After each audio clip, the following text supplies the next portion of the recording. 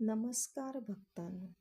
नवनाथ कथासारमधील अध्याय 37 वाचल्याने व ऐकल्याने अज्ञान आणि घराण्याला लागलेला दोष नष्ट होतो.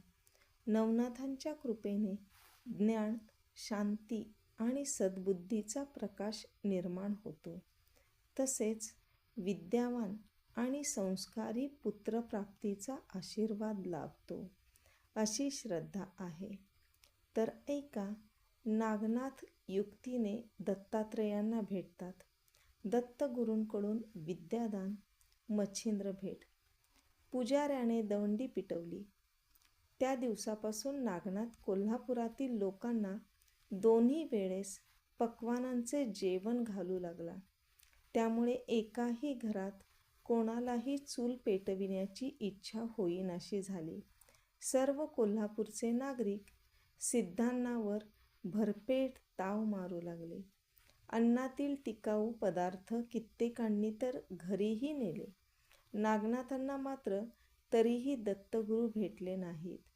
तो ते केव्हा भेटतील याची आतुरतेने वाट पाहत होता. दत्त एकदा कोल्हापुरात भिक्षा मागण्यासाठी आले. ते भिक्षा मागू लागले तेव्हा सर्वांनी त्याला तिकडे भोजनावळी चालल्या आहेत, तिकडे पक्वाने मिळतील असे सांगितले. म्हणून दत्तात्रेयांनी अगदी विद्रूप दिसणाऱ्या माणसाचे रूप घेतले.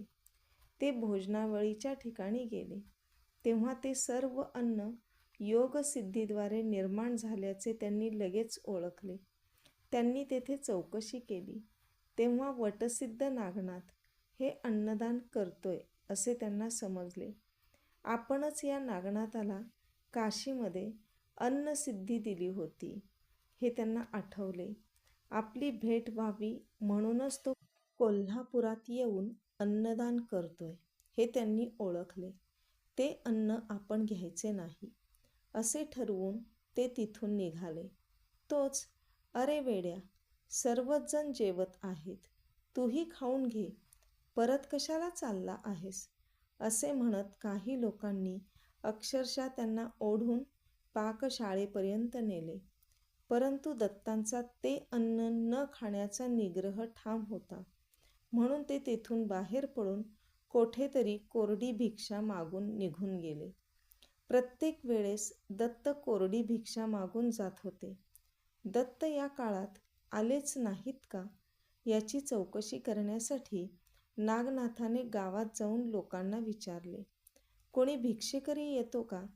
तेव्हा लोकांनी त्याला सांगितले, "आम्ही पक्वाने खातो, मात्र एक भिक्षेकरी तिकडे न येता कोणाच्या तरी घरी जाऊन कोरडी भिक्षा मागून ती घेऊन जातो."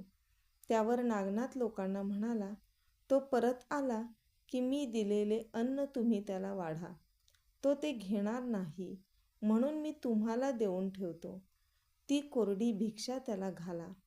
ती देताना त्याला सांगा, नागनाथाने आम्हाला दिलेल्या धान्यातलेच काही धान्य आम्ही तुला देतोय. कृपा करून अनमान न करता आपण ते घ्यावे. तरीही त्याने ती भिक्षा घेतली नाही तर लगेच मला येऊन सांगा. कोणत्याही परिस्थितीत तो भिक्षेकरी मला भेटायला हवा आहे." लगेच त्याने 50 लोकांना ज्वारी, तांदूळ वगैरे धान्य वस्त्रात बांधून दिले. लोक त्या भिक्षेकऱ्याची वाट पाहत होते. दारात तो भिक्षेकरी येताच एक माणूस पुढे होऊन त्याला 2 मुठी तांदूळ घालत म्हणाला, "महाराज, आम्ही कसले हो दाते, आम्ही गरीब लोक आहोत. तुम्हाला देण्यासाठी हे अन्न आम्ही त्या सिद्ध नागनाथाकडून आणले आहे. त्याच्या कृपेमुळेच आम्ही तुम्हाला भिक्षा देऊ शकतोय." हे ऐकताच तो भिक्षेकरी आपली झोळी घेऊन लगेच 2 पावले मागे सरकला. "नको नको, आम्हाला नागनाथ अन्न नको," असे तो म्हणत होता. दरम्यान तो भिक्षेकरी आल्याचे पाहताच काही लोक गुपचूपपणे धावतच नागनाथाकडे गेले. त्यांनी तो भिक्षेकरी 2 गल्ल्यांपलीकडेच आला असल्याची खबर नागनाथांना दिली. नागनाथ लगेचच पळत तेथे आला. भिक्षेकऱ्याला पाहताच नागनाथाने त्याचा हात प्रेमाने धरला. नंतर त्याच्या पायांना मिठी मारत तो म्हणाला, "महाराज, मला पाडसाला आपण का विसरलात? मला सोडून इतकी वर्षे दूर का राहिलात? 20 वर्षे तुमच्याशिवाय घोर अंधकारात मी पडलो आहे. जशी पाण्याशिवाय मासोळी तडफडते तशी माझी अवस्था आहे. बोलत असतानाच त्याचा बांध फुटला आणि तो रडू लागला. तेव्हा दत्तांनी त्याला मायेने उठविले. त्याच्या डोक्यावर हात ठेवून त्याला कुरवाळत ते म्हणाले, होय रे बाळा, आता मी आलोय ना, नको रडूस आता. फार विरह झाला का रे माझा? चल, मी तुला आता या शोकसागरातून बाहेर काढतो. लगेच दत्तांनी असे म्हणून त्याला एका बाजूला नेले. तेथे त्याला ज्ञानदीक्षा दिली. त्याला कानमंत्र सांगितला. त्यामुळे त्याचे सर्व अज्ञान क्षणात नष्ट झाले. सर्वत्र ब्रह्मस्वरूप दिसू लागले. दत्तांचे दिव्य रूप त्याला जेव्हा ब्रह्ममय दिसू लागले तेव्हा त्याला अगणित आनंद झाला. दत्तांनी त्याला आलिंगन दिले. कोल्हापुरात हा प्रसंग घडला. त्यानंतर व्याणमंत्राच्या साहाय्याने ते दोघे वेगाने काशी क्षेत्रात गेले. कोल्हापुरात घडलेला हा चमत्कार पाहिलेले लोक कितीतरी वर्षे एकमेकांना सांगत होते. नागनाथाने निर्माण केलेली सोन्याची रास अन्नछत्र घालण्यासाठी त्यांना खूप वर्षे पुरली. काशीमध्ये फार वेळ न थांबता ते दोघे बद्रिकाश्रमात गेले. शिवमंदिरात दत्तांनी नागनाथाला शंकराची भेट घडवली. नागनाथ हाच आरवीहोत्र नारायण असल्याचे दत्तांनी शंकरांना सांगितले. शंकराने दत्तांच्या विनंतीवरून नागनाथाला सर्व विद्यात निष्णात केले. दत्तांनी त्याच्याकडून 12 वर्षे तप करून घेतले.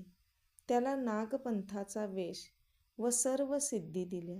सर्व देवतांकडून वरदाने देवविल्यानंतर दत्तांनी त्याला लोकांचे दैन्य व पापहरण करण्याचे कार्य करण्यासाठी तीर्थयात्रेला जाण्यास सांगितले.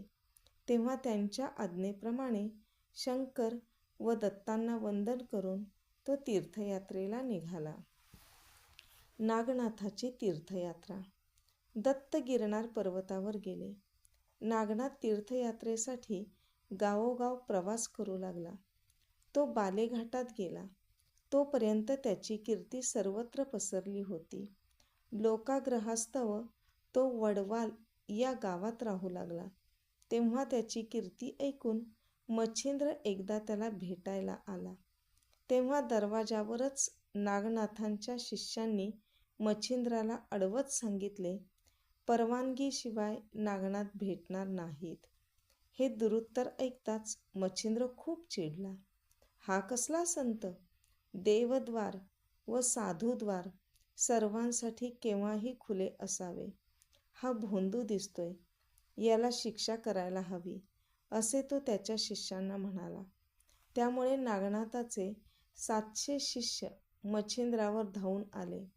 मच्छिंद्र कोण होता हे त्यांना माहीत नसल्याने या गोसावड्याला धरून पक्का ठोका, असे एकमेकांना ते ओरडून सांगत होते. तेव्हा मच्छिंद्राने लगेच स्पर्शास्त्र योजिले. त्यामुळे ते सर्व शिष्य जमिनीवर चिकटले गेले. त्यांना कोणतीही हालचाल करता येईना. बाहेरची गडबड गोंधळ ऐकून स्वतः नागनाथ बाहेर आला. आपल्या 700 शिष्यांचे हातपाय जमिनीवर चिकटले आहेत आणि एक प्रौढ गोसावी त्या प्रत्येकाच्या गालफटात हाणत आहे, असे दृश्य त्याला दिसले. तेव्हा हा गोसावी दीक्षित दिसतोय, तरी एवढा रागीट कसा काय आहे? साधूने दया, क्षमा, शांती अंगी बाणवावी, हे त्याला माहीत नाही काय? याला चांगलाच धडा शिकवला पाहिजे, असे विचार करून नागनाथाने आपल्या झोळीतले भस्म काढले. प्रथम गरुडावर मंत्र टाकून तो गगनातून खाली येण्याचा मार्ग बंद केला. नंतर विभक्तास्त्राने आपल्या शिष्यांना सोडवले. ते पाहून त्या सर्वांचा चुराडा करावा असा विचार करून मच्छिंद्राने त्यांच्यावर पर्वतास्त्र सोडले. पर्वत आपल्यावर कोसळतोय हे पाहून नागनाथाने वज्रास्त्राने त्या पर्वताचे चूर्ण केले. तेव्हा मच्छिंद्राने वाताकर्षण मंत्र म्हणून इंद्राला जमिनीवर पाडले. लगेच नागनाथाने वातप्रेरक मंत्राद्वारे इंद्राला सावध केले. तेव्हा या युद्धात आपण मध्ये पडू नये असे ठरवून इंद्र परत स्वस्थानी गेला. मच्छिंद्राने वासवास्त्र मंत्रून सर्व दैवते संतप्त केली. त्यावर नागनाथाने दैवतांना बंधन घालून स्पर्शास्त्राने मच्छिंद्रनाथालाही बंधन घातले. त्यामुळे त्याचा जीव कासावीस झाला. म्हणून त्याने दत्ताचा धावा सुरू केला. दत्ताचे नाव ऐकताच हा आपला एखादा गुरुबंधू तर नाही ना, अशी शंका नागनाथाच्या मनात आली. लगेच धावत तो त्याच्याजवळ गेला.